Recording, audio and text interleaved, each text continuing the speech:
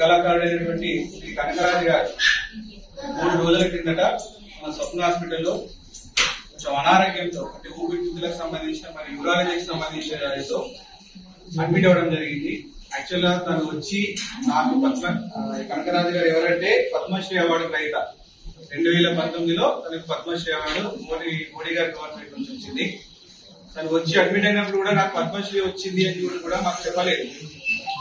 అంత సింపుల్ కనకరాజు గారు మా హాస్పిటల్ ని నమ్ముకొని కావాలంటే ఆయన హైదరాబాద్ కాదు మరి ఇండియా మొత్తం ఎక్కడికి వెళ్ళినా కూడా ఫ్రీ ట్రీట్మెంట్ చేయించుకోవచ్చు. కానీ మన హాస్పిటల్ డాక్టర్స్ ని నమ్మి 3 రోజుల కింద అడ్మిట్ అయ్యి ఈ రోజు చక్కగా ఆరోగ్యవంతంగా డిశ్చార్జ్ అవుతున్నందుకు నిజంగా మాకు చాలా ఆనందంగా ఉంది.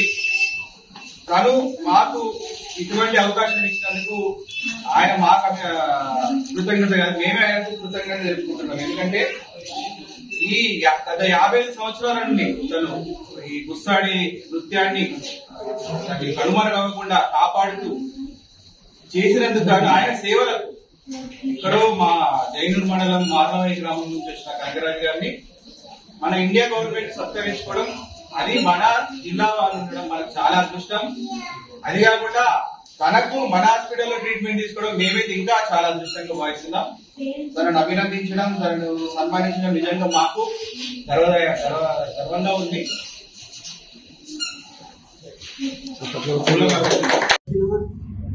కలిసిపోయినామంటే మళ్ళా రేపు ఎల్లుండి వస్తాం సార్, వీడికి డబ్బులు లేవని పోయి మళ్ళా వచ్చినామంటే ఇప్పుడు ఒక్క దేవుడు దొరికినట్టు వాడు దేవుడు నా తల్లిదండ్రి అమ్మ మా నాన్న అనుకున్నా, వాళ్ళ కడుపు పుట్టినా మరి వాళ్ళు చిన్నగా కానీ నాకు దేవుడు చేసి ఇప్పుడు మంచిగా చేసినారని బాగా నాకు సంతోషమైంది.